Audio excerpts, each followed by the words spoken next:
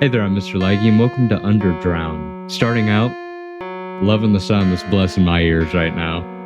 Really conveys a lot of emotion with the, the do do do. Oh wow. 1928, Estonia, city of Amur near Parnu.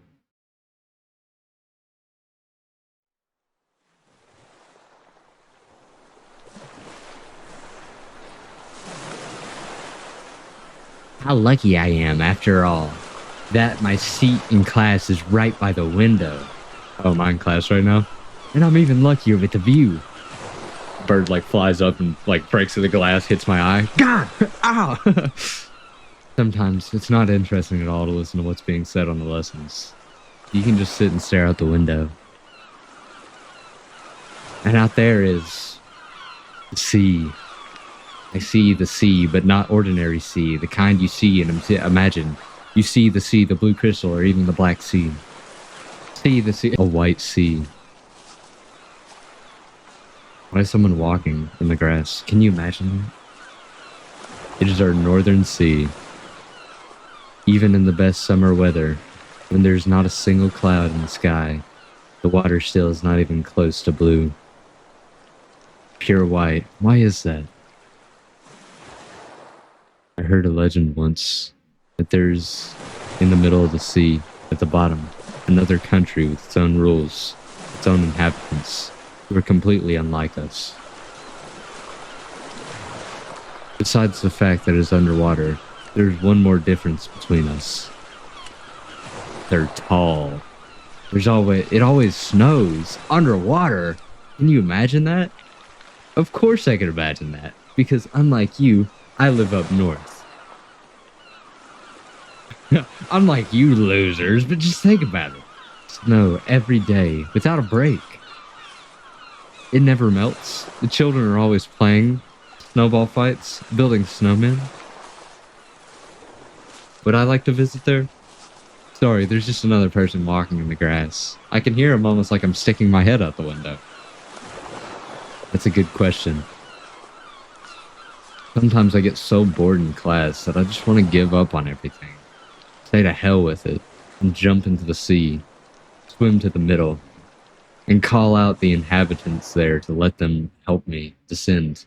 I'm reading faster than this is typing. To the country, forever covered in snow. My mouth moves faster than my brain. It's like talking, but in slow motion.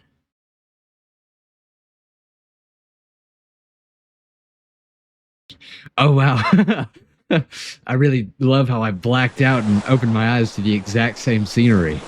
Not even the clouds have moved. The day's more depressing than usual. I guess I skipped a day. Wow, crazy how it literally never changes at all. It's good that there are kids who prepared. I'll just look out the window. Despite the early spring, it's still gloomy here. Summer isn't that far off, but if you look at the clouds, you wouldn't say so.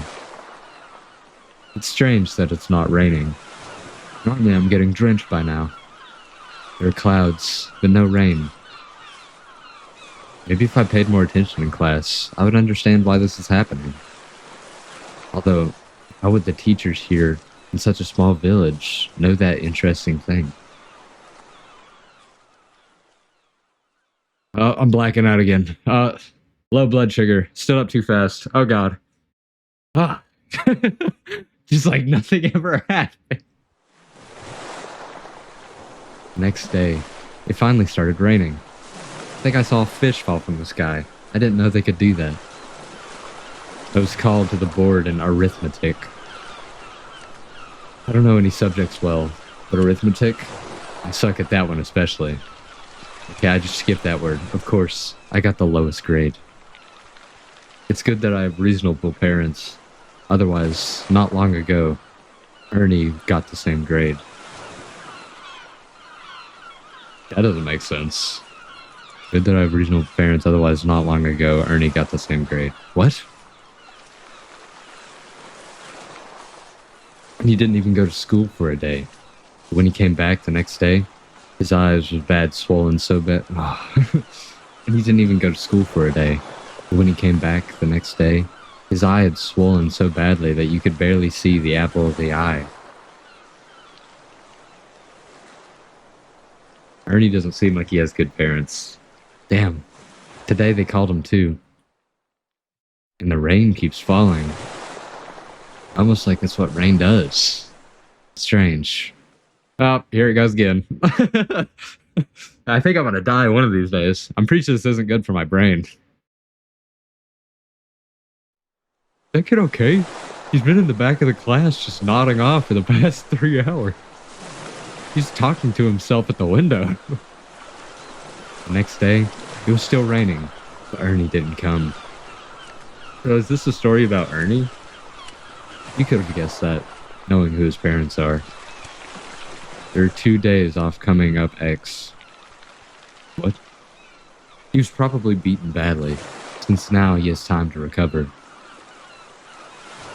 It's good that a few years ago, they banned corporal punishment at school. Otherwise, the poor guy would be beaten both there and at home. There wouldn't be a spot left untouched. Poor Ernie. Sounds awful. I just skipped that without reading it. Tomorrow morning, my father will definitely ask for my help, and I'll be working hard until evening and on Sunday. Maybe we'll go to the city. But who knows? I highly doubt it. I think I'll just be sitting here staring at the same scenery. The past... okay. Sorry. I'll tell my mom that I'm failing arithmetic because my brain doesn't stop shutting off. Whoa! Oh my god! It's a different scenery! On Monday, the sun came out. It feels nice not seeing the same thing over and over again. For once, I blacked out and actually saw something different. Unfortunately, not for too long. Clouds are like giant clay balls. Giant, long clay balls. Hard enough to break even the toughest of stones. The sea remained as white as it used to be. Probably down there, under the water, they don't rely much on the sun. Just on the snow. The snow kept falling, just the same as it was. TB Winterbottom. I was wrong. Over the weekend, we went to the city for 2 days. In my free time, I took a walk and saw the local school. Although, the building was 3 times bigger than ours, and there were so many kids that you could probably make a whole village out of them. I would have had a hard time surviving there. They have windows, of course, but the school itself is far from the sea, and there's nothing for me to look at there. Maybe there's a boy like me sitting there too, but all he sees from his window is a fence and a road. I feel sorry for him. By the way, Arniv? By the way, Arniv still hasn't shown up. Sorry, I think the brain problem's really getting to me. Did they beat him so badly that he still hasn't recovered? Maybe he ran away, or they moved. That would be the best situation for Ernie. If they ran away. I'm a little worried about him. Even though he's strong, a year older than me and taller too. Give it a bit more time, and he'll be the one beating up his father. On a positive note, Sandra came to school and talks more than both of our teachers and the whole class combined. What an interesting case. The girl knows absolutely everything. Loves learning and school, but her eyes like flop out of her head and shoot lasers. She's seriously ill. She can't leave the house often, so she comes to school no more than twice a week. How can anyone believe in God after this? Or in fate? Or in anything at all? I'm having a midlife crisis at the ripe age of 13.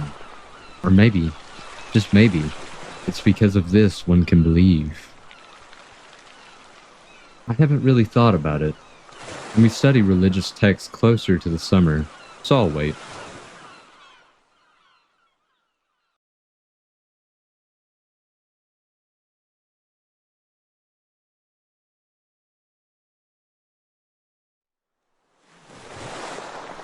The next day is just also sunny with occasional clouds.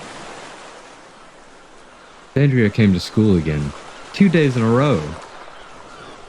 I could just sit and do nothing, stare at the window. And Ernie has been gone for 5 days now. There's no way Ernie's not dead. he was taken. He was taken by some freaky village legend. Troll under a bridge. I'm worried about that guy. What could have happened to him? Perhaps he went to the sea. I think one of the teachers, or even the principal himself, should go and visit his home soon. When I was absent from school for a long time, the principal came on the 5th day to ask if everything was okay. We'll see tomorrow. Oh, there's the principal walking right now, going to Ernie's house.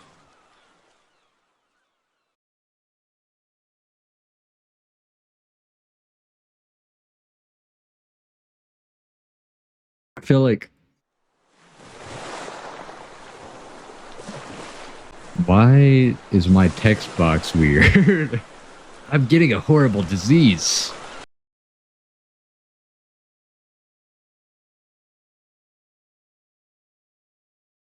The sun disappeared somewhere. The clouds returned. But after lunch, it got bright again. Lunch, not launch. After we sent the spaceship into the sky, everything got a little weird. Neither Sandra nor Ernie were at school. But in geography, we got a not too difficult topic. They called me. I answered fairly well and got a good grade. At that moment, I started wondering whether should I start studying properly? Getting good grades only for your own knowledge. That's actually quite nice. I thought about it for a bit. Really did. But then the sun peeked out. I looked out the window and somehow... Ernie was there! Dead! Like, oh my god, what are you doing here? Your rotting corpse isn't supposed to be able to move. Thoughts drift away somewhere into the clouds. I feel like that's probably what's gonna happen. Maybe they'll get carried to the middle of the sea, and the ones underwater will catch them, look them over, maybe even talk about them. I wouldn't mind finding out what they even think about down there, how they live, what they do when it's snowing outside every single day. Are they already tired of the snow or not yet? Do they want a bit of sunshine? Just a little, maybe? Do they even know it exists? Good question. I think the art style of this is like, it's super neat. Like, it's simple. Okay. Whoa. Of course, I expected someone was Ernie sooner or later, but to come back with that kind of news... I don't know if you're ready to hear it. Am I ready for it? Am I ready to tell you? I don't know, are you? I don't know if I'm ready to hear it. I'm kind of nervous. Ernie. Poor guy. When we used to talk, you and I knew him. He wasn't my best friend, but I knew him very well. You couldn't really call him talented, or especially smart. Do people like that even exist in a tiny village like ours? That used to be just 6 little hamlets by the sea. So it's not hard to guess that Ernie sadly has died. Oh, I already knew, thank God.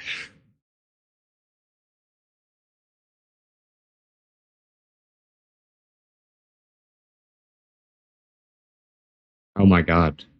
This is the first thing I've seen that doesn't have the sea by it. Oh, this is the graveyard. That makes sense. It's also raining very hard. Today was a very strange day. I'm standing outside getting soaked, but it's totally worth it for Ernie. The weather was odd, and I'm not even going to try describing it to you. But you could at least try a little.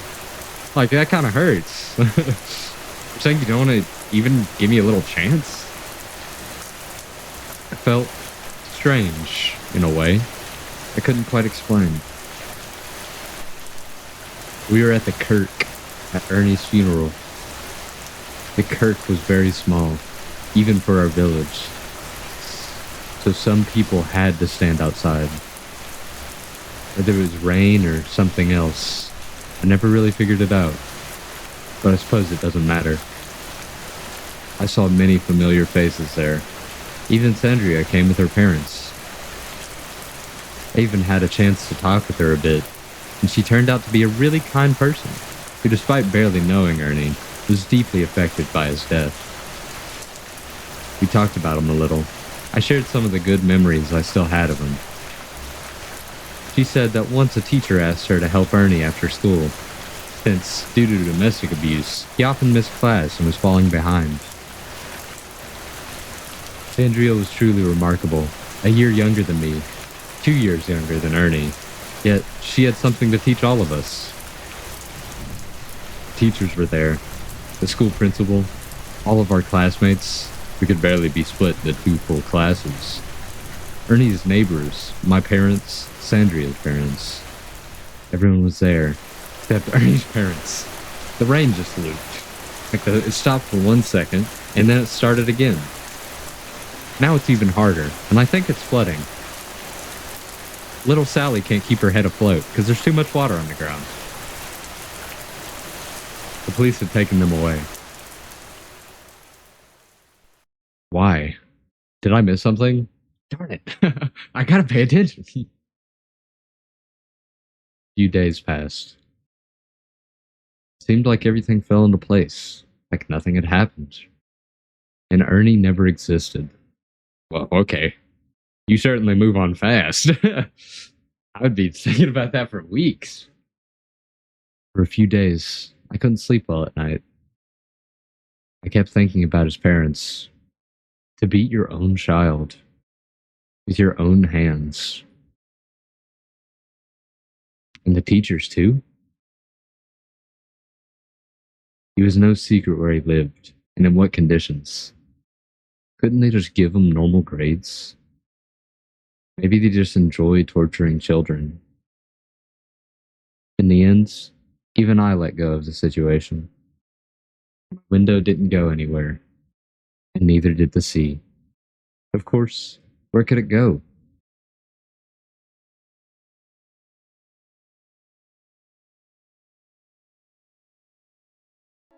Here's the drawing of my magical princess castle. Oh, sweet. I heard a legend about a great palace. I love music like this, where it kind of makes me feel like the music's violating my eardrums. Like, I feel like I'd enjoy getting my eardrums poked with a metal bar more. In the north, of course. More and more people. This is kind of a nice change. More and more people from the village were coming there. The city grew. And they had to find somewhere for everyone to live. So they chopped down trees and built houses from them. Oh. Oh. Like, I feel like this music's supposed to make an atmosphere of creepiness or something. Maybe uneasy.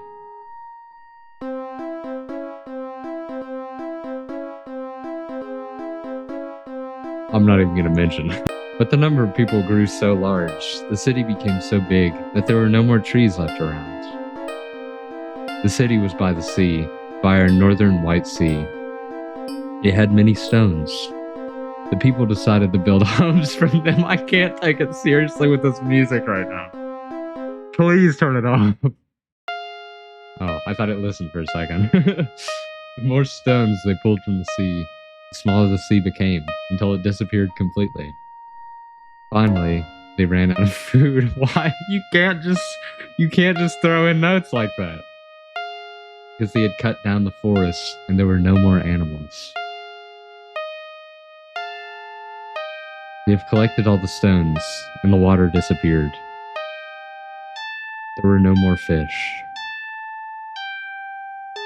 All the villagers went back to their towns and villages. The city was left empty forever.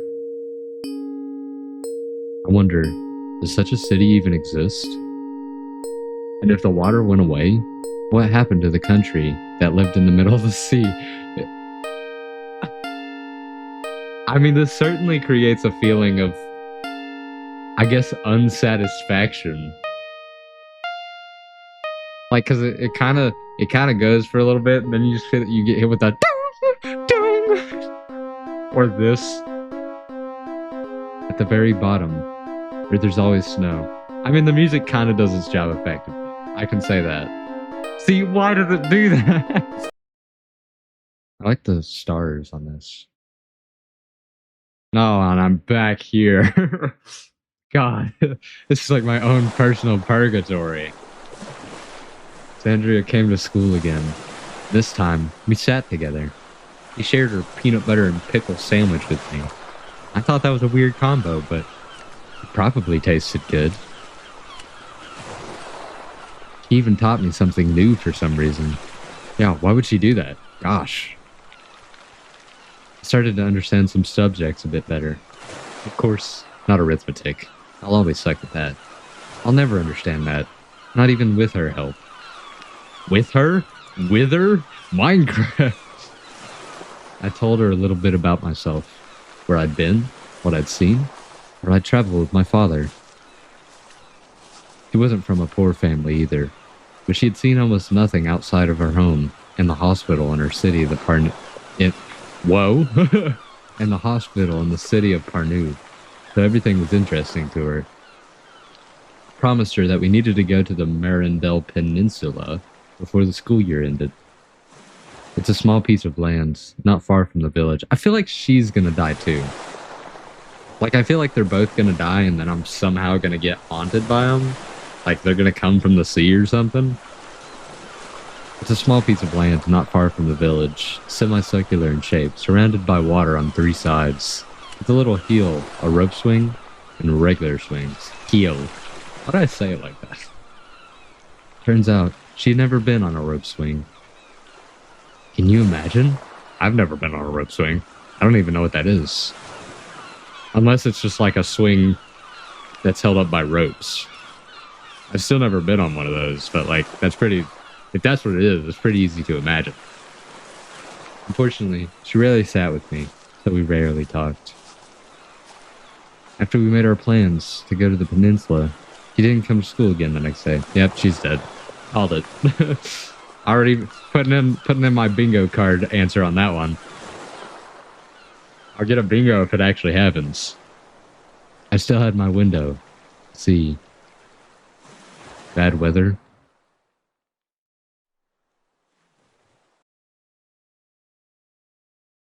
Then lightning strikes right in my eyeball. Oh, why does everything keep hitting my eyes?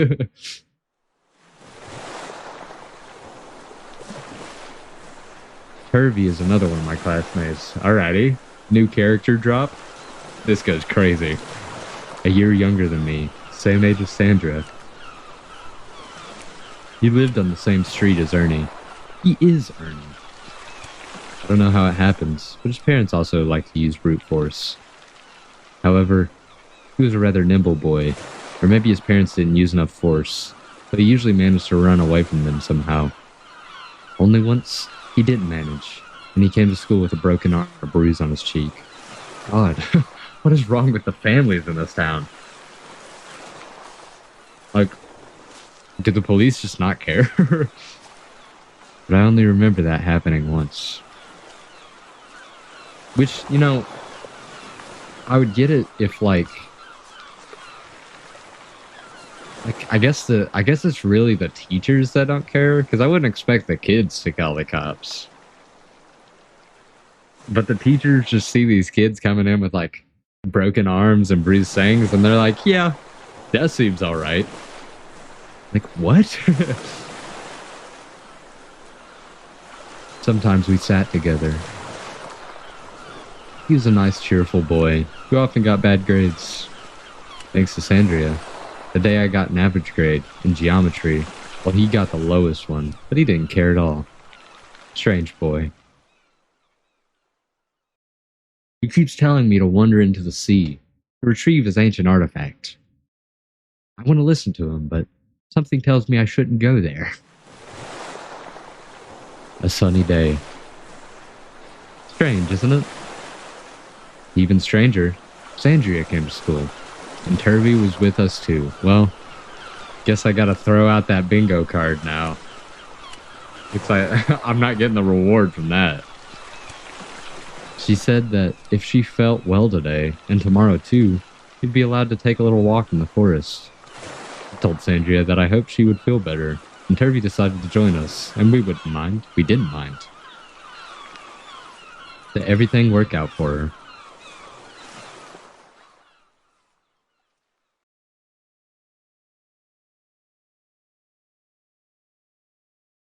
You guys want to study geometry with me? Let's look at these rocks. Geometry on the rocks.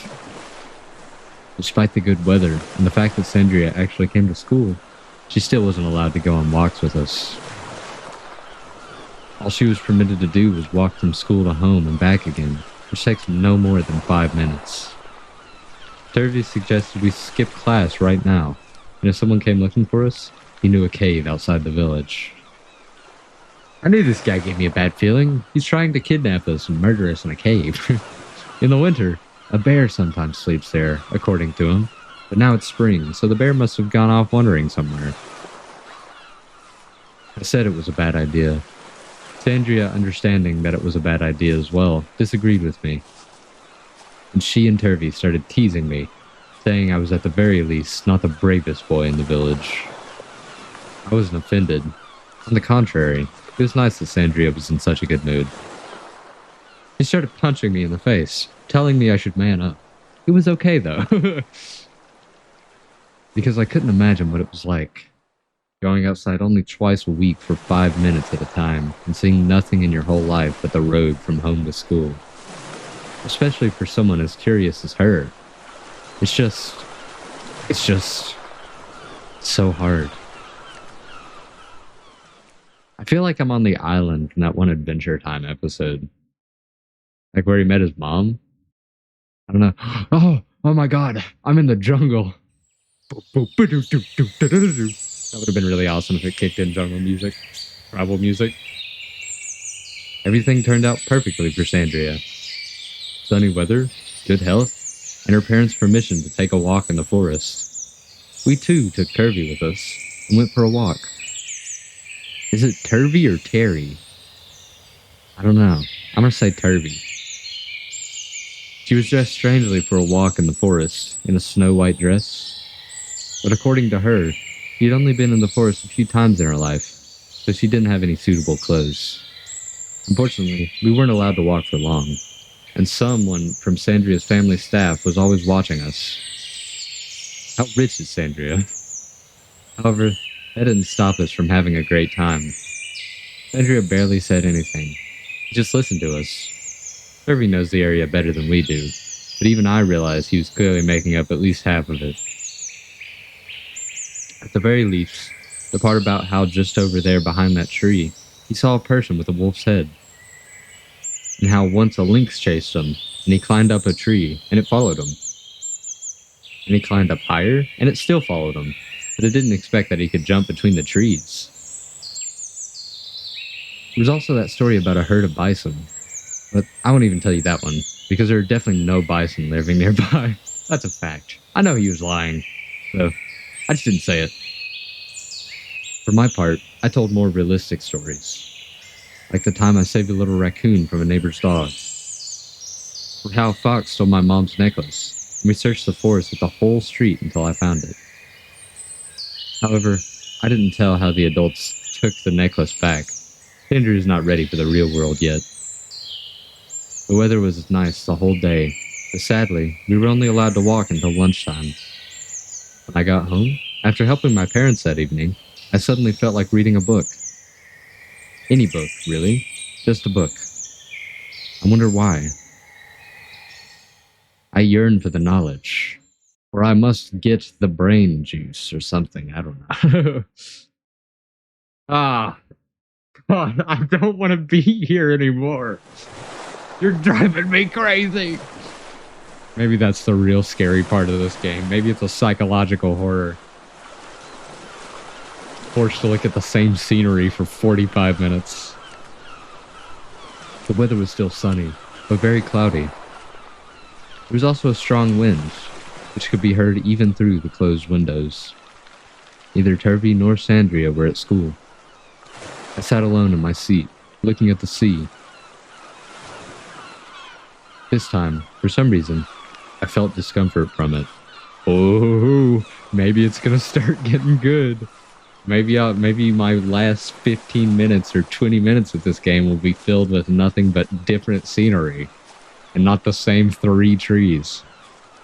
Why? And what kind exactly? I don't know. This has never happened to me before.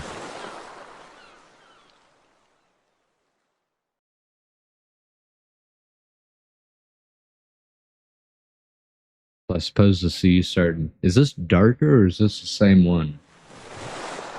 Also, why is that tree cut in half? I think that's just a leaf. I think I'm going crazy. The next day, the weather got worse. The wind wasn't as strong, but I didn't see a single ray of sunlight all day. Turvey arrived. He had a bump on his head and a bruise under his eye. That day, I remembered Ernie, whom I had long forgotten. My body was overwhelmed with emotion. I didn't know how to react, but if I had seen one of their parents, I don't know if I could have held back. However, Turvey didn't react to it at all, except that he was a little more withdrawn than usual and spoke less. That's how the day passed, although I couldn't fall asleep for a very long time. So I am falling asleep at the window. I'm not crazy.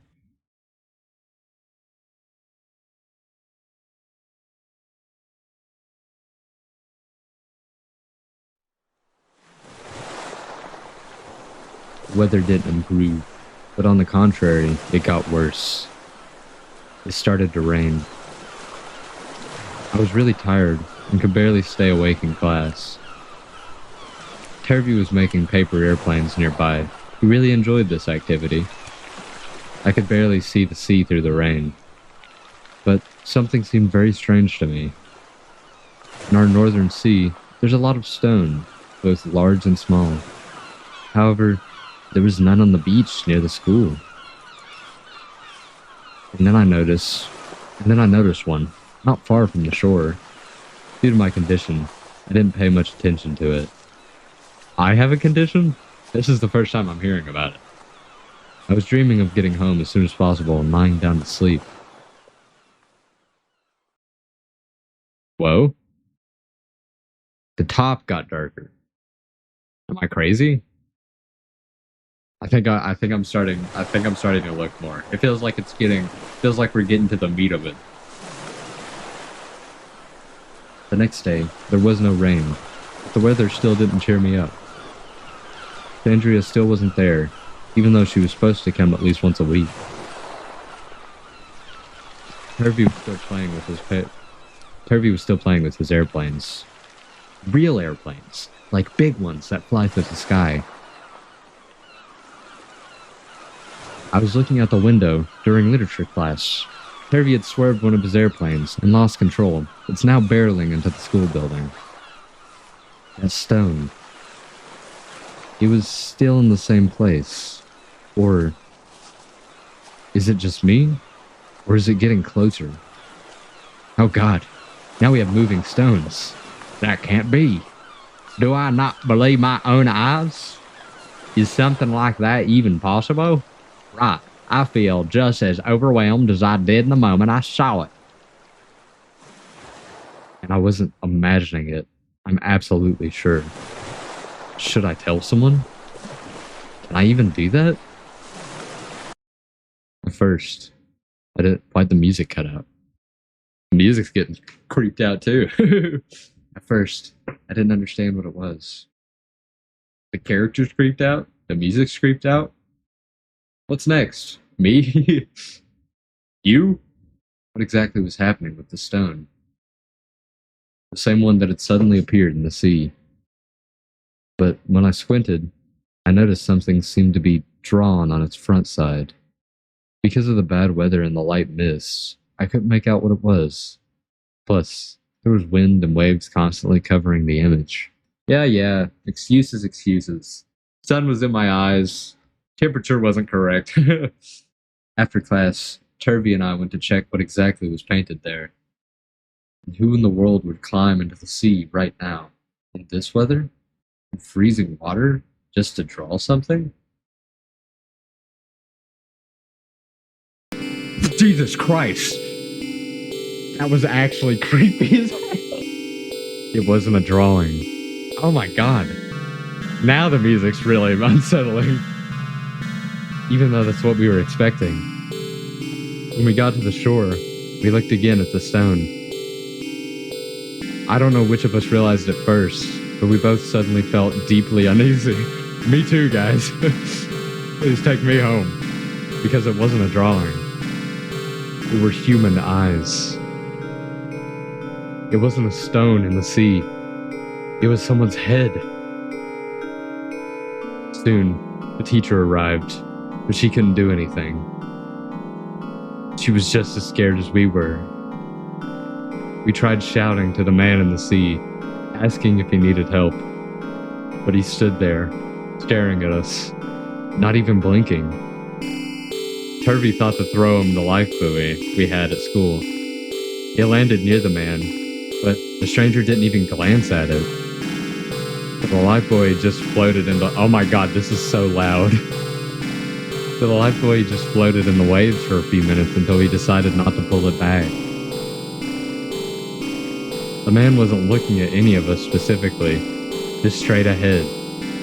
Soon, the whole school had gathered at the beach because the teacher hadn't returned to class. The principal showed up too and said he had already called the police. In our village, it wasn't an actual police station, just a small wooden house with 2 officers on duty. By the time they arrived, I noticed something strange about the man in the water. Something familiar. Like I'd seen him somewhere before. Holy crap, it's Ernie. It was our second teacher. Yes, it's not Ernie? I was sure it was him. Of course, no one believed me, and I didn't realize it right away either. His hairstyle was different, the hair thinner and darker, but the eyes looked very similar. Just in case, the principal called the teacher home the only bad classes in the morning that day, and he answered. What's with the X's? Some people doubted it, but I was sure it was our teacher sitting there, staring at us from the sea. But how could he be at home, talking to the principal, and also in the water at the same time? Oh my god. We've got a clone situation going on. We got a doppelganger going on. When the police arrived, they sent all the students away. Soon after, we were allowed to go home. Although few wanted to leave, everyone was too curious about what was going on. Some of us, and of course Terry, who actually climbed onto the school roof, still tried to watch what was happening, but the officers quickly noticed and made it clear we shouldn't interfere with the investigation. In the end, everyone went home, but not exactly satisfied, but definitely more frightened than before.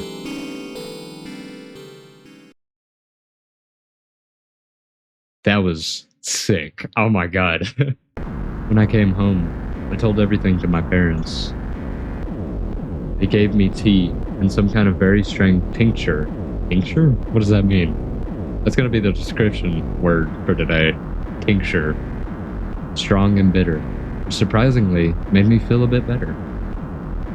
My parents took me to my room, and they stayed downstairs to talk about the situation. After that tincture, I felt really strange. On the one hand, I wanted to sleep. I was relaxed and barely understood anything. On the other hand, I was torn apart by my emotions, by curiosity, by fear, by sorrow, by anxiety, by everything. And I wasn't the only one who felt that. Everyone was leaving school with faces the color of our northern sea. Even Tervey wasn't himself. He stayed silent the whole way. That look. In the darkness, as I was falling asleep, the stare kept flashing before my eyes. I think it's like a smile dog situation, where like if you see him, you can't get him out of your head. He would pass.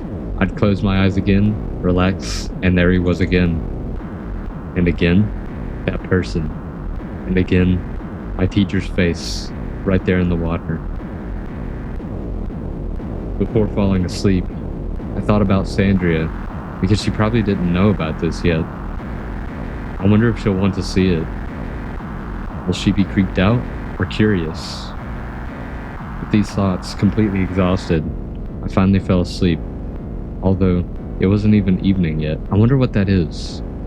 That X is totally, it totally means something. There's totally something deeper to that. So like I wonder if the town under the sea, I wonder if it's like an exact copy of our town. And like everyone in that town, kind of like the movie Us. I feel like that's kind of what it is. I feel like the town's like a copy of our town, and everyone in there looks like us, but a little bit different. I'm saying us like I'm in the game. But like I would assume like they're a little bit different and a little more like evil, I guess. I don't know. Next day, I didn't go to school, nor did I the day after that. I wouldn't either. Listen, if that thing was next to my school, jeez. We were given a week off. He also said that the school would move to another building, a wooden one, even smaller than the one we were in. The new building was located near the graveyard where we buried Ernie. No one was allowed near the old building. It was guarded.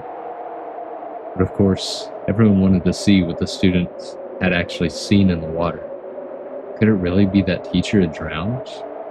Or was it the teacher's brother? Maybe it was a water spirit. Or sea devil? I heard so many versions that I wanted to see it myself. Passing by it was hard to make anything out, because everything was blocked off by a hastily built fence and guards were always on duty. So, the town totally knows about this. Like, there's no way they don't. But I managed to sneak a glimpse out of the corner of my eye at what had changed so much there and what they were guarding us from. And there was something to guard us from. And there was something, okay. Oh, there's two of them now. When we first saw that head, you could barely see the eyes. Now, this person, who looked even more like our teacher, was visible up to the elbows of the water. He had very strange, dark green skin. The one who looked so much like the teacher kept staring straight ahead, not reacting to the guards or anything else. Next to them, another head had appeared. Just like the last time, only the eyes were visible. I didn't have time to figure out who they reminded me of, as a guard rushed over and told me to leave immediately and mind my own business.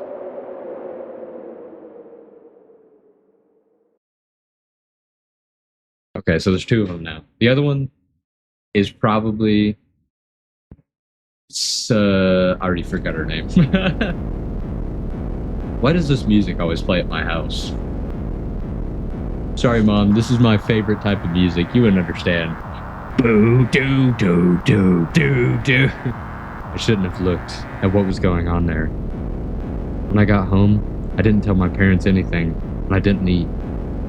I went straight to my room. As soon as the door closed, I started feeling really unwell. Everything inside me was burning, so much that it hurt to breathe. I grabbed my chest and sat down on the edge of the bed. I was on the verge of fainting. Warm sweat was dripping from my forehead onto the floor, and everything in front of my eyes was doubling. What did I just see? I was terrified, waiting for night to fall, because I knew full well that this would be the worst nightmare of my life. Night of my life. I wouldn't be able to close my eyes even for a second. The teacher? No. That thing. As soon as darkness fell, it felt like no matter where I looked, he would be behind me. Absolutely. So I pressed myself against the wall, hugged my pillow, and stared straight into the darkness. I knew he wouldn't appear behind my back. That's why I had to keep my eyes straight ahead. He will definitely come. He will definitely appear, I kept thinking. I was convinced his eyes glowed in the dark, but sometimes I got scared of the stars when he peeked through the clouds.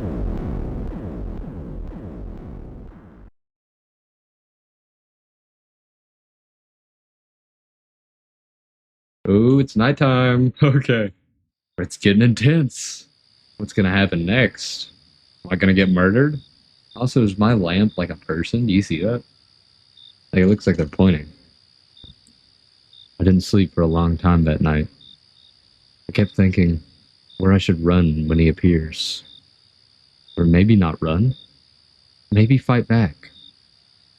But with what? A pillow? Maybe if I fill my pillow with bricks. I could barely pick this up.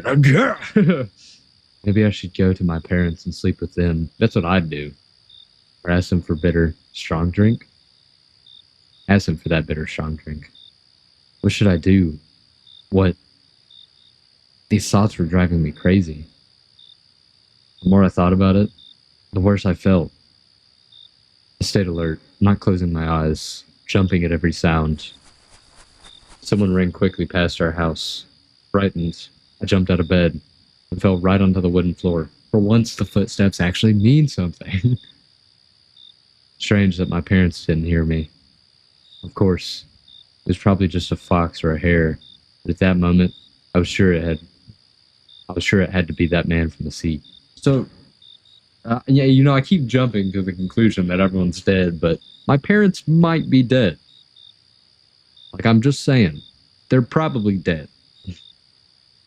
I ran to the window, but I couldn't see anything at all, except for a few stars. I don't know what you're seeing. I'm not seeing any stars. Oh, I get it. We're using our imagination. Trembling and twitching, I sat on the bed and stayed awake for a while longer, until all my strength left me. I had no choice but to pass out.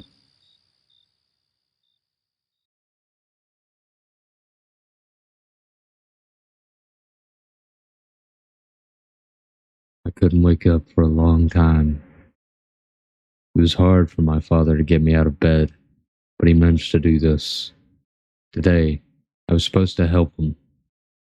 I don't know how quickly he realized that I was completely useless in this state. He sent me to rest long before lunch. Once again, I didn't eat anything, even though Mom had cooked a lot of delicious food. I couldn't go back to my room after last night, and going outside was scary too. I don't know why. It just was. Mom also soon left for work, and I was left in the house alone, completely alone. Oh, this is nice. This feels like a little Inferno scene, which is something that I am going to play. Inferno. Okay. And even though staying in my room wasn't an option, I wandered around the first floor, going through every room there was. Even though I was tired and really wanted to sleep, it was easier to keep walking and think about my own stuff. Because whenever I sat down to rest, even for a minute, those thoughts, those images, all that terrifying stuff would come back and crash over me like a wave.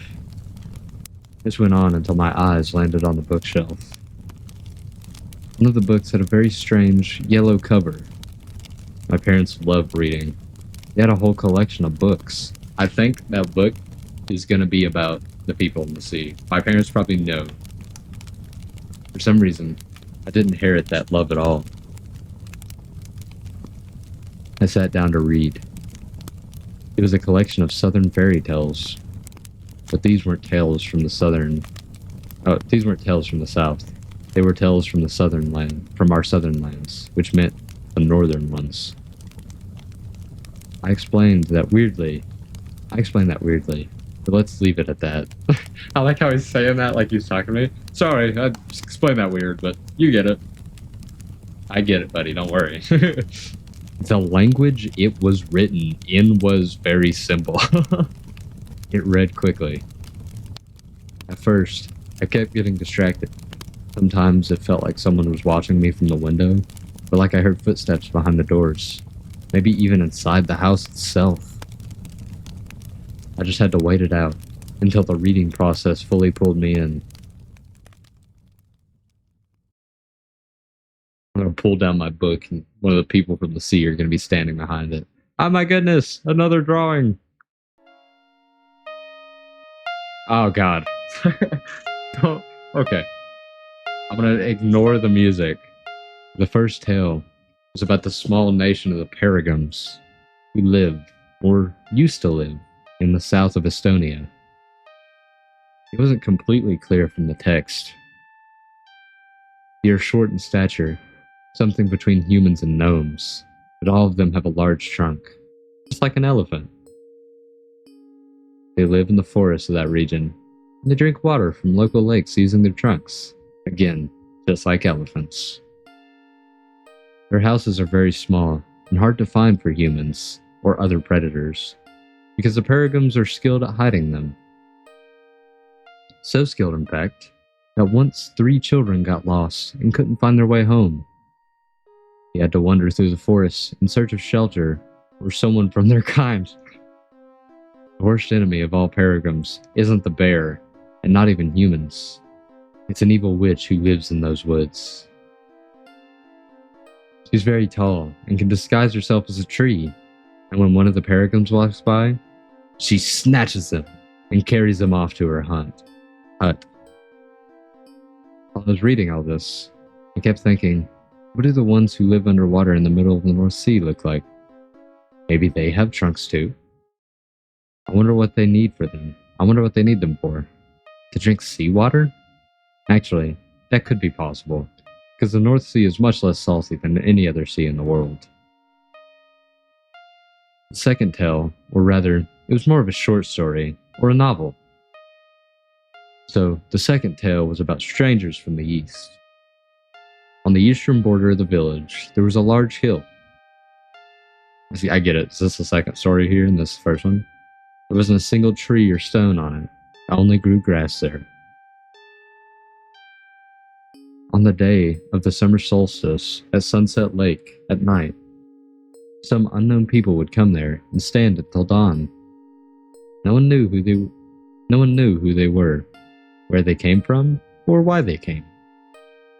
Anyone who approached to ask them where they were from, once they got an answer, they would join the strangers and leave them with the night to their village. What a creepy tale. Is this really something kids should be reading? Why does no one think about the consequences? Terrifying. In this way, I read that book all the way until evening.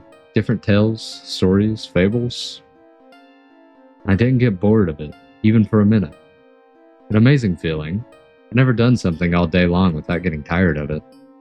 That night too, I couldn't fall asleep for a long time, but not because I was scared. It was because of the book, which I did end up finishing. I read through 4,525 pages that night. I know, pretty impressive. Really, they compare my brain to that of computers. The next day, the weather was nice. I woke up very early, even though I'd gone to bed really late. I'd helped my parents make breakfast, and did a bit of work too. I was planning to spend the whole day with them, since the weather was good, but then, unexpectedly, Terry came over. Bro, oh my god, people from the sea, they're coming up, killing people, it's crazy, don't go outside. Okay, Terry, good to know. He said he wanted to stop and check how Sandria was doing, and whether she knew what was going on. Sandria? I'd completely forgotten about her. Do I have dementia? Like, what's wrong with me? So much has happened. I didn't even have a minute to think about her. Or maybe I've trouble remembering people?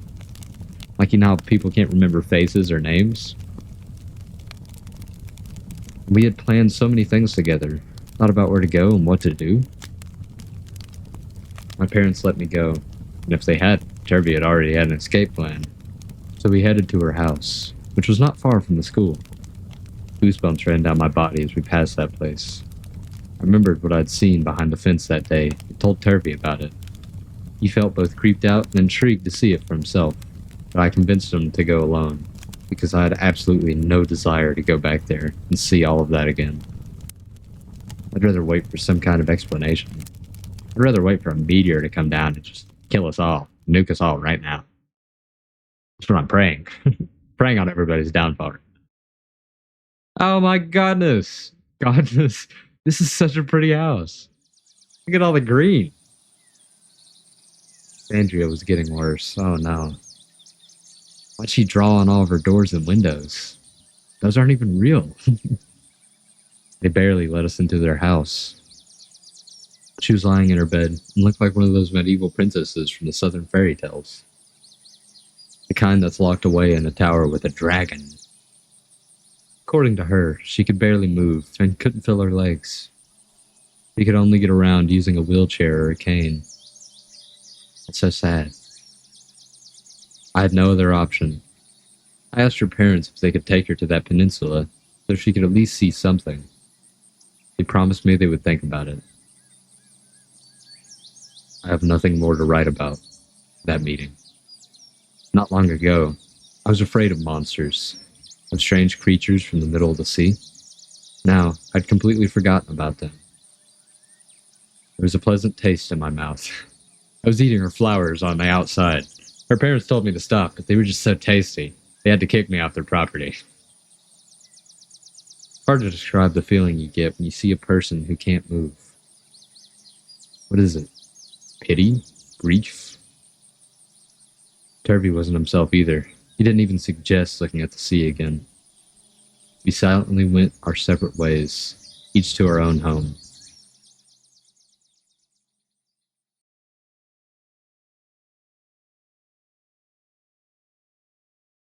I'm back at the church.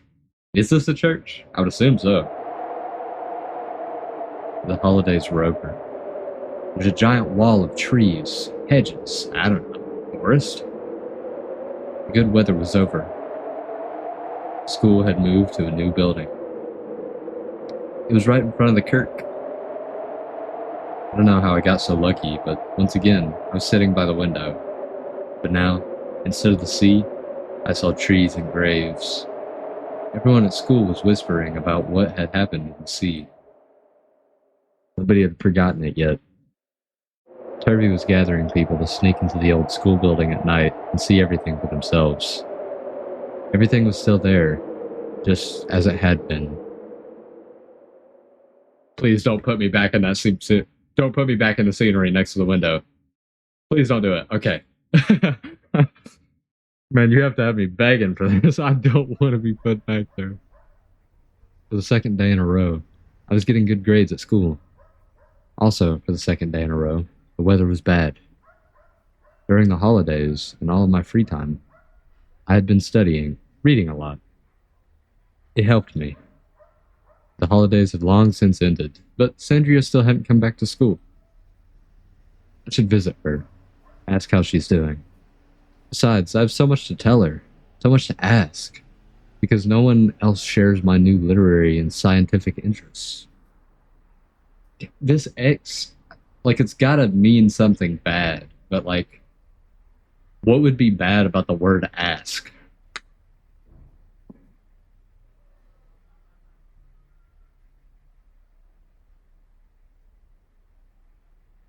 After the second lesson, Turvey came. Or to be precisely, ran in. He kicked down the door and mowed over the teacher. He said I had to see something immediately. For some reason, I decided to believe him. I wasn't in the mood to stay at school any longer, so we ditched and left. To be curious, I went and I got the teacher some crutches, because Turvey had absolutely run her over. She was on the floor, bones broken, it was awful. I didn't even know Turvey could do that. It'd been a while since I skipped school. According to him, he had been terribly bored and wandered a bit farther near the rocky beach. And there, a shark had washed up on shore. Oh, it's about to jump scare me when I see this. It's about to play a really loud sound again. It had smashed against the sharp rocks and was still lying there. A shark? What? There are even sharks in our sea? I wondered about that until we reached the place. Oh, it's about to be really loud. Hold your ears down. Oh, no, it's not really loud.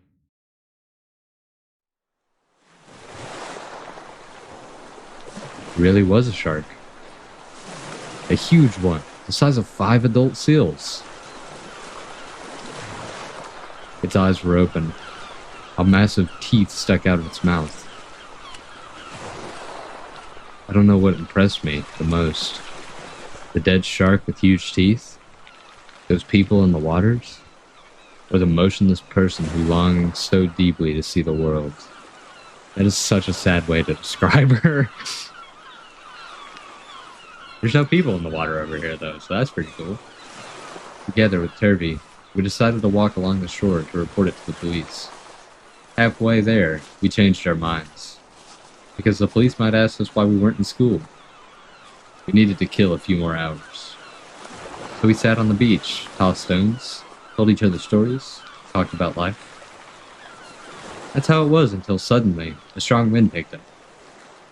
The waves grew so big that one almost swept us into the sea. I saw one of those green guys come out of the water. The wind kind of caught him on a wind current, and he did, you know, imagine the Foxy jump scare, only he went about like 3 miles towards us.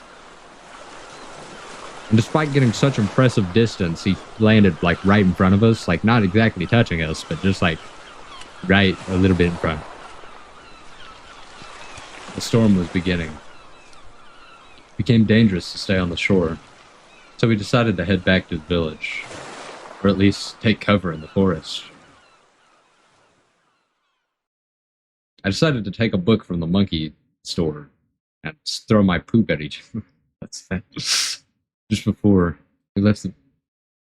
I skipped that. Sorry, Turvey, my brain just stopped working. Now someone.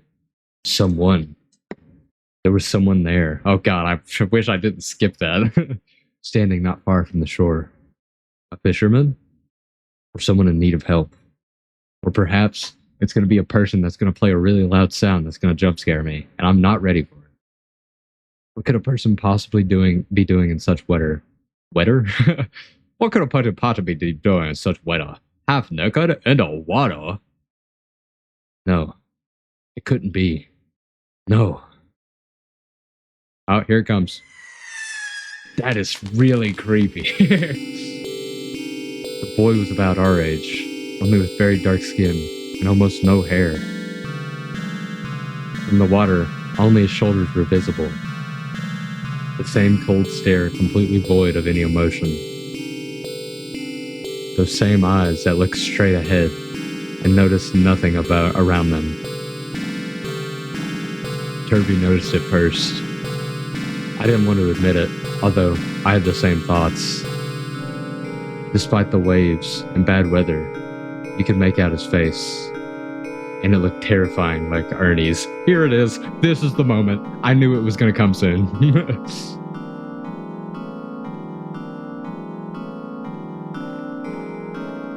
What? How?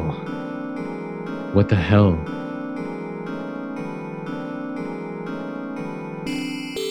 A dark green human-like figure in the sea, with eyes just like Ernie's.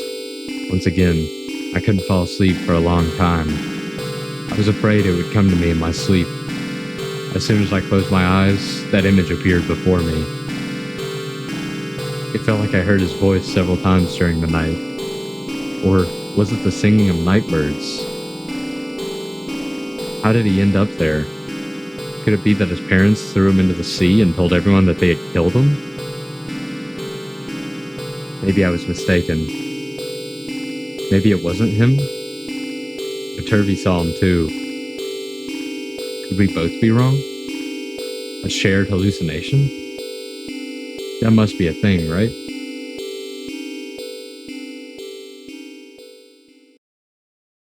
Well, I finally got... This is what I've been wanting the whole game. I finally got to see Ernie. I knew he was going to show up. Go ahead and scratch... Let me reform that bingo card and scratch that off. I think I'm going to win myself a new TV tonight, baby. That night I didn't fall asleep at all. Nor the next one. The third day, without sleep, having refused to eat, I could barely move my legs to get to school. Suddenly, from under the fence of someone's house, whispering, "This is awesome," a head appeared. Dog? I thought. Do dogs know how to speak human language? No! What are you, stupid? God. Why would you even ask that?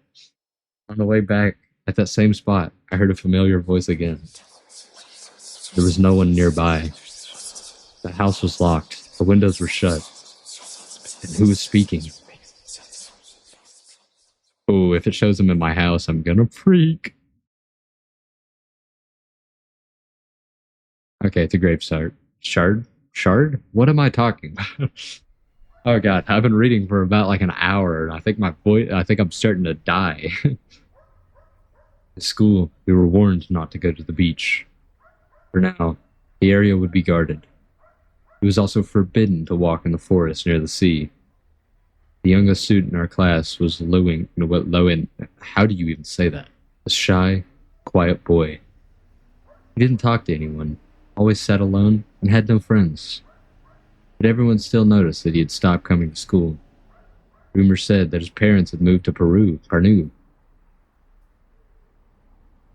Interestingly, the family lived right by the sea, not far from the Marindel Peninsula. Well, I guess now's not the best time to invite Sandria there again. Who, by the way, still hadn't returned to school.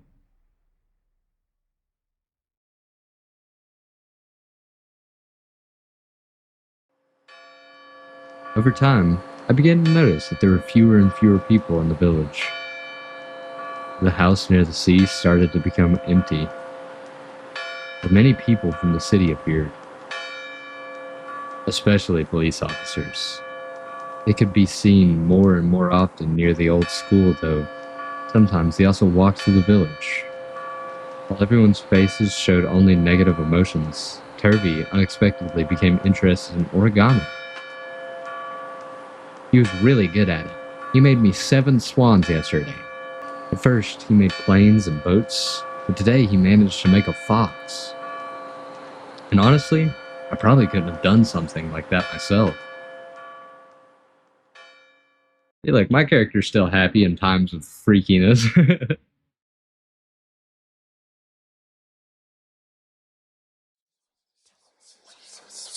Oh, it whispers again. And still, who is speaking? Every time I pass through that place, I hear someone's voice. There's no one nearby.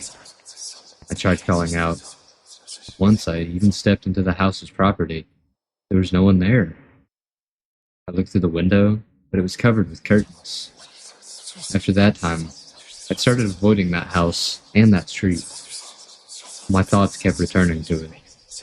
One day, after school, I stayed behind for a while. I hid in a bush not far from the house and started watching. About every 10 minutes, someone passed by at once, even a police officer. But no one stopped. Everyone just kept going about their business. Even their facial expressions didn't change. Am I really the only one who hears it? Trying to call me into the sea. I'll have you know that I'm better than that, okay? I know what I'm doing. Sandra. What? No way! That is not. No! Sandria died. I guess I should write something about it. Express my emotions, my condolences. It was unexpected. Even though we all knew about her condition, it all happened in an instant. People had started disappearing from our village so often that I accepted this fact as if she had simply moved away, like everyone else.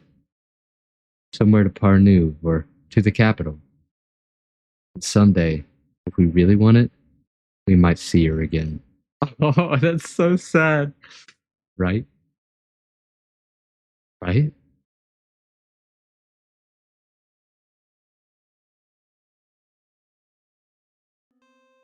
Andrea died, and now the village is one person less. Just like in our class, 3 people have already left the school this past week. There weren't many of us to begin with. It all started with 5 farms that were located nearby. 2 in the fields, 1 in the forest, 2 by the sea. Then a kirk was built. and 3 new buildings appeared around it. One of them is where we study now. One day, a Swedish ship arrived, and they decided to settle here. Everything reminded them of home. The northern White Sea, the forest, the same kind of climate. Only there was more land, a large field to work on. They built a few more houses. Later, investors from near Tartu took an interest in the place, moved here and built a small factory. The factory needed workers. More houses appeared. There was a lot of fish in our waters, which attracted sailors from Parnu. Besides, it was cheaper to live there. The school had to be built. They chose a place by the sea. Why? I spent 8 years of my life there. That's how long it felt when I was looking out that window. The last thing that was built in the village was a library and a railway. Unfortunately, there's no station yet. Only in the plans. But when will that happen? Never, probably. I slept very poorly and ate very little. I don't even remember what the weather was like these past few days. Everything around me felt very strange, somehow foreign. In rare moments, I remembered those times back in the old school. I used to sit by the window looking at the sea. I remember, trust me. I know. Listening to her song. Whose song? The waves. But now, the image of the sea is nothing more than a big gray stain to me. How quickly everything changes.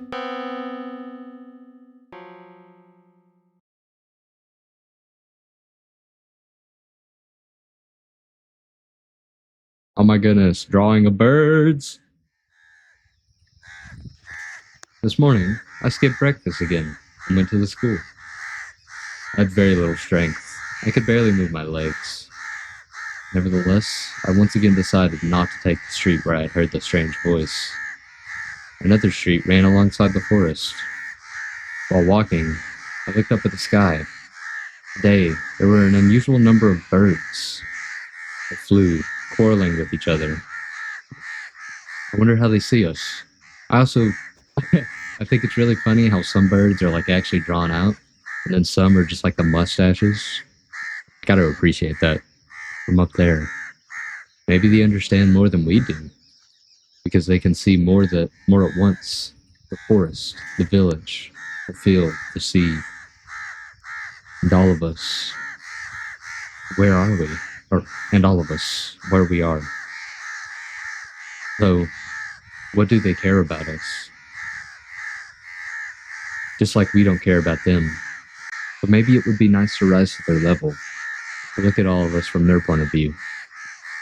At our cities, the village, nature. Better yet, to look straight from space. From that distance, everything happening here doesn't matter. They don't care about economic crisis, about the village becoming deserted, about Sandria's death, Eric's. Eric's? Has his name been Eric this whole time? Is Eric a new person, or did you just forget the name of Ernie? About me. Whoa, hello? A dog. It ran out right in front of me. Boss battle. Just like brings me into like an Earthbound type fight.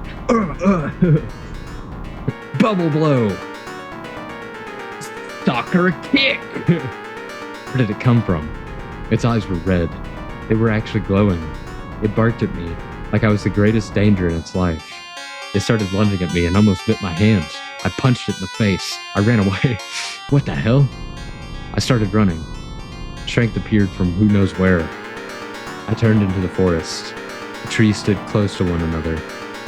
But I, like a fish in the sea, weaved between them and fled from a rabid dog. It had stopped chasing me long ago, but I couldn't stop anymore. Farther and farther into the forest, farther and farther from the village. Every time I wanted to stop, thoughts from the recent past came flooding in. My strength was running out. Ernie's death. So is that Eric?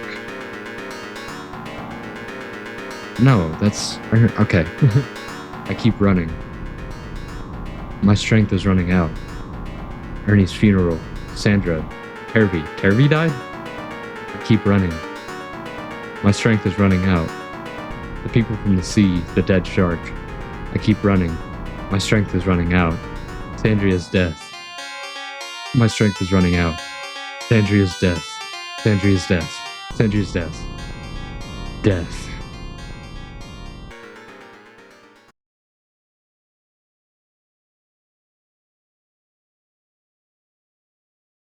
Now I'm in the middle of the forest. And I probably don't know my way out. I came to my senses. My head and shoulder were aching. I tried to stand and realized I couldn't feel my legs lift at all. I couldn't feel my left leg at all. As if it didn't exist and never had. Leaning against a tree, I managed to get up. Where am I? A forest? A very distant forest? I'd never been here before. I couldn't even remember where I'd run from or where I was supposed to go. Great. Now I'm lost in the forest. I started feeling sick. Really sick. I don't even know what to call that state. Most likely it was panic. My vision blurred. My body wouldn't obey me. My chest was burning. I couldn't take a breath. Everything was shaking. Everything kept shaking. Somehow, I managed to regain control over my body, except for the leg. It was still terrifying. Goosebumps all over. Cold sweat dripping. Goosebumps like the book. I have 7 of them on me. I walked in the direction that seemed most right. Having no better idea, I began to call for help. But instead of people, some wild animal dashed past me. With the last of my strength, I started to run wherever my eyes were pointing. But this time, I didn't have the endurance. I tripped and fell hard and lay there for some time. I looked around, still calling for help, but there was no one. Only the Crowsworth, crying somewhere above. With tears in my eyes, I forced myself back onto my feet. There was a big stick nearby that I used to keep walking. The tears wouldn't stop. I walked slowly, not knowing where to. I was scared, sad, so deeply sad. Where is everyone? Where's my home? Oh wow, I'm really angry at that dog. Police officers. What the hell are they doing in our village when they can't even protect residents from wild dogs? Useless. Bah. Bleh. I walked forward for a long time. Nothing suggested there were people nearby. Hill after hill, tree after tree, bush after bush. The forest had no end. Maybe I should head towards the sea. But where is it? The sea. I should hear it, right? It sounds? I must be close to it, right?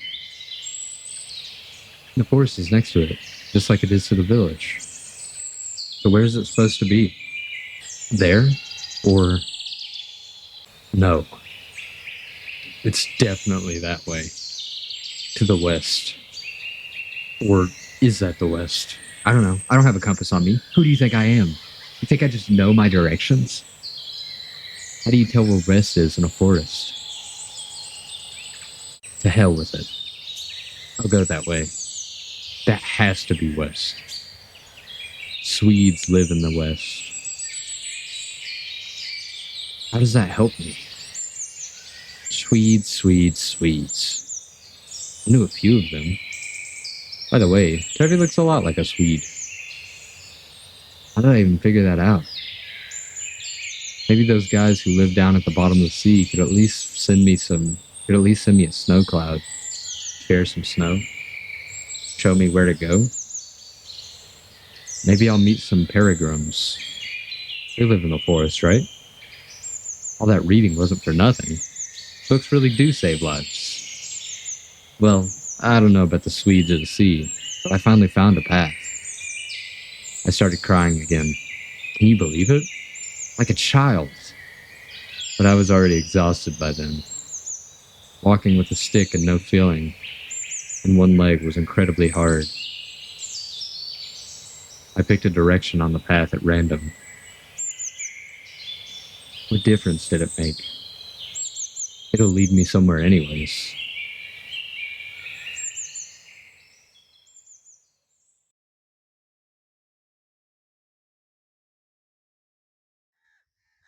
These crows. Why are they so loud today? Wait, that's it. When I ran into the forest, they were calling right above that street. I need to go where I hear their voices. That's where I'll find the town. The crows are getting louder, but the village is still nowhere in sight, and the path ends. And what the hell is that smell? Another shark, baby.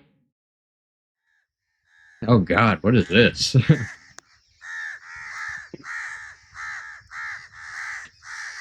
Oh, there's my answer. Ravine. A large ravine. With my leg like this, I can't go around it easily. I had to take a longer detour, which wasn't easy either. It was deep and wide. At one spot, there was a fallen tree lying across it. But in my condition, I didn't dare walk over it. A little further, something darted under my feet. I lost my balance and fell, tumbling right into the ravine. I was too exhausted to even be angry anymore. The first time I actually felt hungry. So hungry, I was ready to chase that badger that knocked me down. Oh, so you do know what it is. You call it a small animal and then you say it's a badger? I see. I walked forward for a long time, trying to find a way without climbing uphill with my leg. And the stench kept getting worse. Okay, I'm really curious to see what we're gonna find that smells so bad. And it's the ravine again. Oh, you think you're close and then you... What? What is that? It looks like seaweed. Here, in the forest? They're so strangely dark, I've never even seen ones like that on the shore. And they stink. I could smell them even from the ravine. And still, how did they get here? Maybe it means the sea is close? Or some fisherman lives nearby? Either way, I feel like I'm going the right way, even though I lost the trail again. Oh boy, a bunch of seaweed in the middle of a forest? That's how you know the sea creatures. They're coming.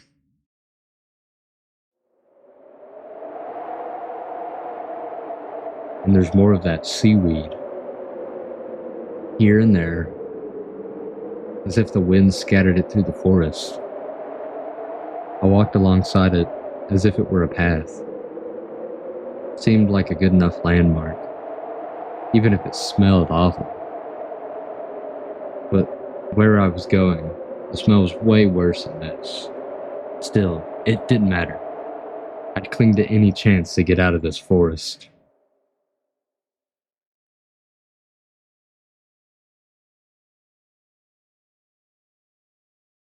Oh boy, in the Rocky Mountains? Is this a Balloons Tower Defense 6 trail? Hole. Okay, good to know. Glad to know what it is. A large, wide hole, dug into the ground, in the middle of the forest on a small clearing. The seaweed brought me here, and the stench coming from it was the worst of all. I can't even describe the feeling to you. But what is a hole doing in the forest? I don't know, it's probably a hole in the forest. And why? Could it be just a dumping site? But I don't see any garbage. Maybe it's a dumping ground for the seaweed? I have no idea. I need to look and see what's down there. Or maybe I should wait? Maybe someone's harvesting the seaweed from the sea and bringing it here? Interesting, but how long would I have to sit here? I approached the hole. The stench was so strong, it brought tears to my eyes. Again. Still, I managed to get close enough to the edge and look down into it. I hope I see one of those people in there. I'm really praying for more eyeballs. Oh, hey, look at those guys.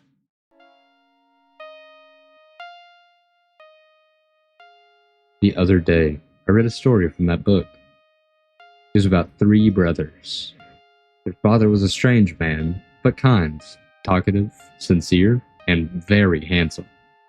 You can tell because of this kid's chiseled jawline. And their mother was, I'm not even going to attempt that. A lake spirit who lives underwater. Oh, that's who we're seeing. He fell in love back when the father was still young. In time, children had appeared. They came out of the lake and went to live with him. Despite the father's beauty, they were still very different from people. When it came time to go to school, the villagers rejected them. They started throwing things, swearing, whispering behind their backs. It couldn't last forever. The father sent them back to their mother into the lake under the water. But even there, they didn't belong. The lake spirits were too different, and from people, and from their brothers. Thus, there was no place for the brothers in this world.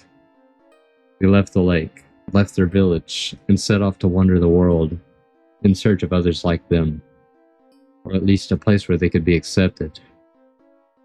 They wandered far and wide, to the south, to the north, to the mountains, to the desert. The most handsome one, who looked most like the father, returned to the village. He didn't live long. The locals beat him to death and stuck his head on a stake. Jesus! The one who most resembled the mother returned to her in the lake, but he didn't survive there either. The spirits killed him and fed him to the frogs. Jesus, what is wrong with these people? Only one brother remained, and he kept wondering. He wondered for a long time, saw many things, even spoke to a few people. Finding nothing, he made a decision. Having only memories of the village and the lake from his childhood, he dug out a huge lake on an island. In the middle, built himself a home, with human blood and lake beast blood in him. He walked between cities and lakes, returning with children from both places. In time, there were more and more of them. And so, they dug the lake wider. More and more islands appeared. Each one was home to his descendants. Some looked more human than others, like lake phantoms. And so was born a great lake country, inhabited by half humans, half demons. And they named this country... Woo! That was a little spooky. In the pit lay the body of a girl. Her arms and legs were twisted into strange, unnatural shapes. Her skin had a dark green hue, just like those creatures in the sea. Her eyes were open, vivid, and through them I recognized the body. There was no doubt. Not the strange color of her skin, nor the shape of her limbs. Nothing could confuse me. I knew exactly who I was looking at. It's whatever her name is, and that was terrifying. Even now, I don't want to remember it, or even write her name. Sandria.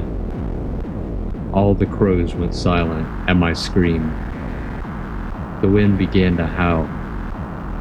I fell to the ground and started crawling backward, away from the pit. When it became too awkward to move like that, I stood up and tried to run.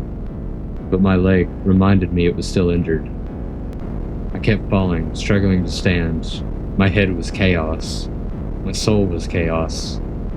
This was the most emotional moment of my entire life. What did I just see? Who did I just see? Sandria? What the hell? Sandria? How could she be there? Where did she come from? She was dead. She was dead. It couldn't have been my imagination. It couldn't have been my imagination. I could not have imagined that.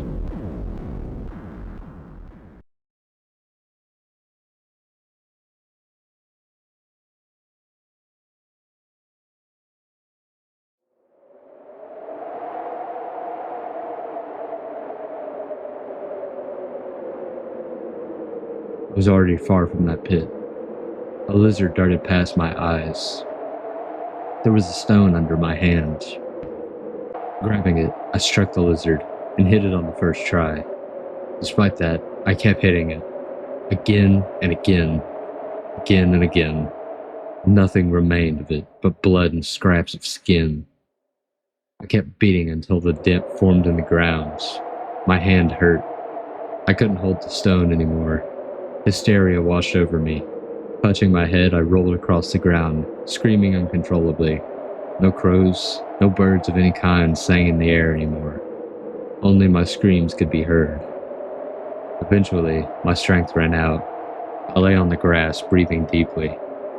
Physically, I couldn't move or scream anymore, but inside, I was being torn apart. A few meters away, I noticed a stick. When my strength returned, I crawled to it. Leaning on it, I managed to stand. My heart was still pounding, as if it was about to leap out of my chest. I had to get out of the forest. That thought came to me. I couldn't think of anything else. With the help of the stick, I walked away from that pit as fast as I could. That is crazy. Sandria, I I can't believe it. I can't believe my eyes. How? How did this happen? It was definitely her. I couldn't have mistaken it for anyone else. Who brought her here? Or did she come on her own? And why does she look so much like those creatures? Could it be? Could it be that they can walk on land? I feel sick. Something's really wrong with me. So that means all of them I saw. And there were at least 3. Could be wandering around the village right now. Do we need the police? To catch them and drive them away? Maybe she made it to the pit and fell in because that was her limit. They can't stay on land forever? Do they only have a limited time? What's even going on?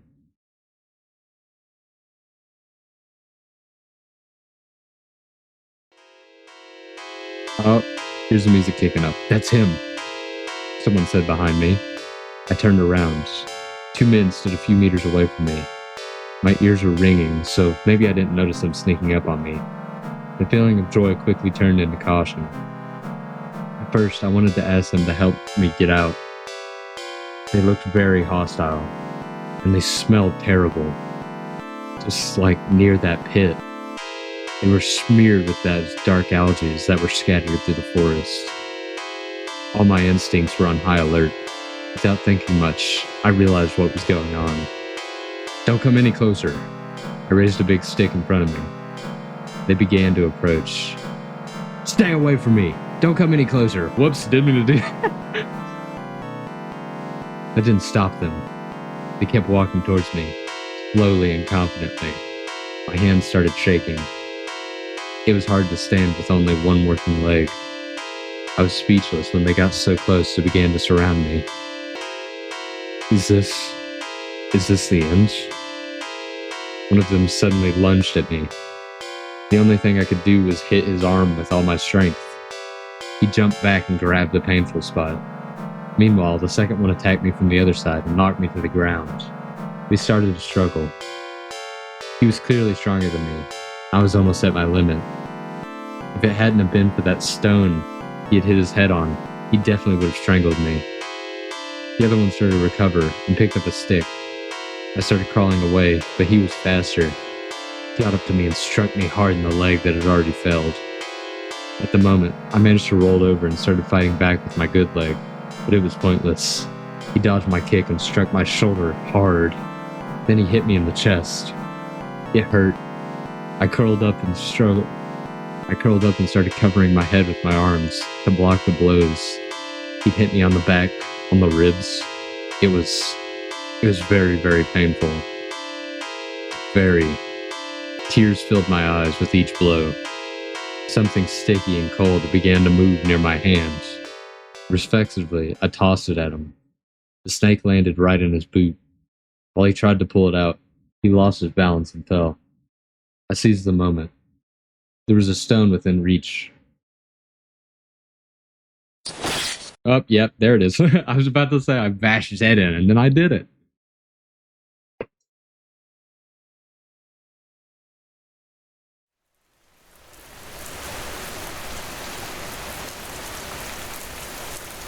What? What have I done? Rain? Heavy rain? But what have I done? I'm sitting under a tree hugging my knees. Not far from me lay a body. Next to it, another one. It didn't hit me right away. He just hit his head on the rocks. This man might still be alive. He could get up any moment. And what would I do then? It was pure luck that they didn't beat me to death.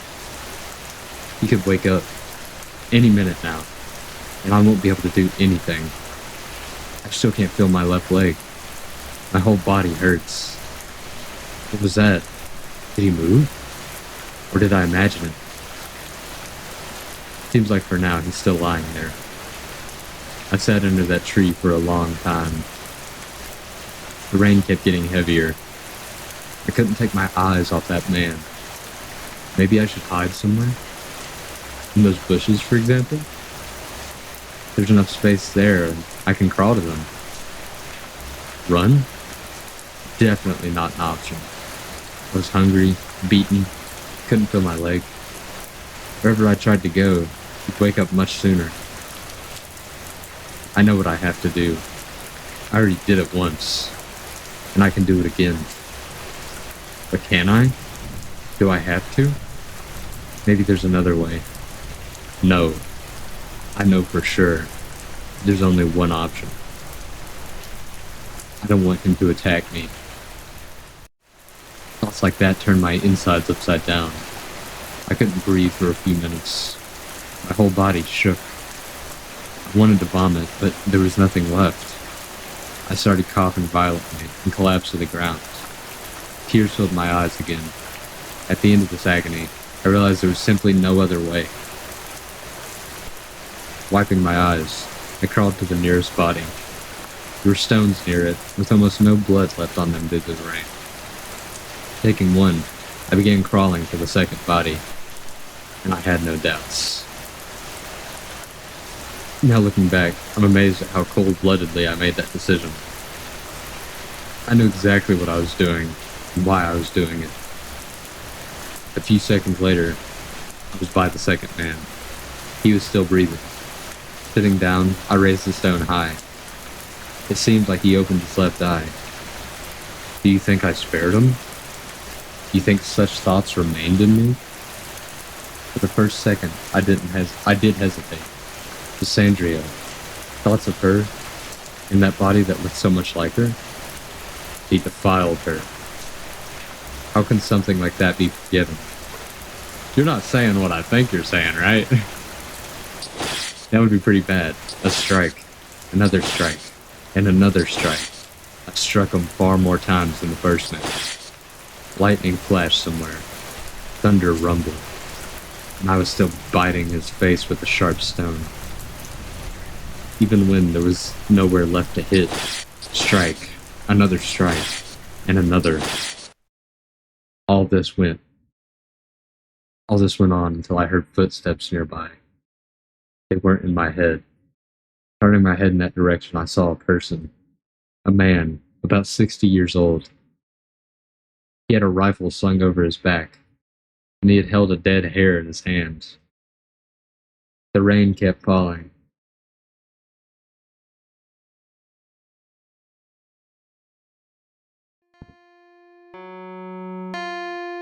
I don't know. I don't know what to write, where to begin, though this is already almost the end. To tell what happened to me, or to the village, I'll probably start with myself, because there's not much to tell.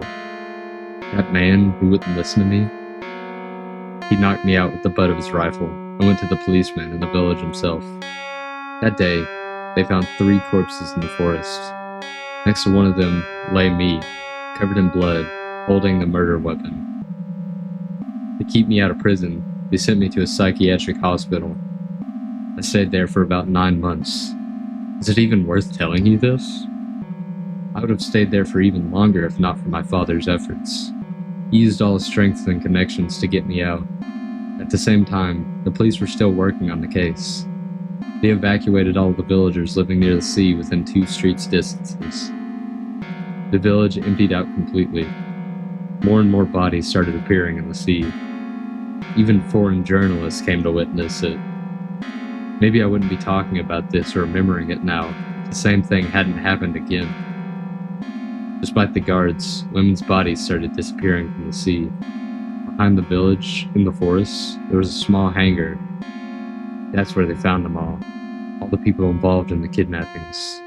Do I need to tell you what sane men were doing to those bodies? This is awful. I did not expect this story to go this way. I was acquitted, but at what cost? In Purdue and its surroundings, almost everyone knew me and my family. It was in all the newspapers, even some international ones. During this time, my father lost absolutely everything he had. With the last of our money, we moved to Sweden, where he died a year later. When I turned 19, my mother also passed away. She had lost her hearing after my father's death. I was left completely alone. No family, no friends in a foreign country, and a cripple. I still can't properly move my left leg, and I walk with a cane.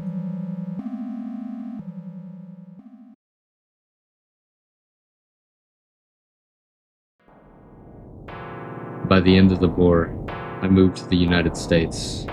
Why? Many people moved to the US back then, but I didn't do it for a better life. It was running. I was running. From Europe, from Europeans, from the war, from our Baltic Sea, so I'd never have to see it again. I settled in Utah, in the center of the country, 20,000 kilometers from my native village. Over time, closer to the age of 50, I began to regret it. I miss Purdue, Marie, even the Baltic Sea. Those creatures from underwater country where it always snows. Do you miss me? Do you even know I exist? Do you know there's probably only one person in the world who knows about you and thinks about you almost every day? Now, I'm already 54 years old. I have no family. There's a buddy from my old job, but we see each other once every 2 weeks. I've had relationships in my life, but who would date a cripple with such a creepy, deep psychological star? Near the end of my life, I began remembering one moment I'd almost forgotten. The trial, and everything that happened afterwards, I erased from my life. A black Satan remains there forever. A black stain remains there forever. The only thing I recalled was the day they took me from Amir to Purdue. The last time I saw my hometown. Unfortunately, in shackles, in the small window of the prison wagon, I saw my friend, Hervey, my only living friend. I couldn't see his face well, but it was definitely him. When the wagon started moving, Hervey ran after it. He ran almost all the way to the edge of the village until the police stopped him. He stayed there, all alone, without me, Sandria, or Ernie. Alone on the shore of the White Sea, in the village of Armir. Is he alive? What happened to him? From the newspapers, I learned that the village no longer exists, destroyed in bombings during the Second World War. But Turvey? My only best friend? Turvey. You must have had some relatives left. Children? Grandchildren? They must be somewhere behind that iron Soviet wall. Turvey, friends, find me. Find me, Turvey, please. I can't anymore. I can't. Wow. Oh my god.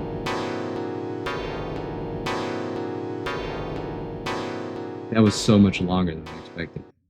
So much to say and so little time to do it. Firstly, thank you so much for reading my novel. I hope you could at least last till this line. This is my first experience ever in making the game, so do not be cruel, please. Even if one person enjoyed the story and liked it, I'd be the happiest person on earth. If you have any comments, I'm really glad to hear them. It would be really good.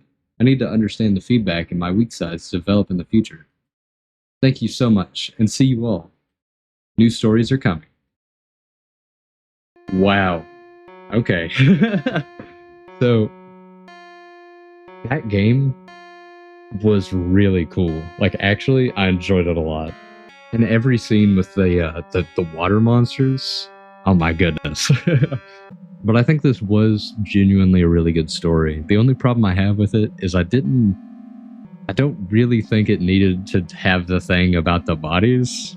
Like, I feel like that was an unnecessary detail. Well, I hope you enjoyed, but that'll be all for now. So see ya.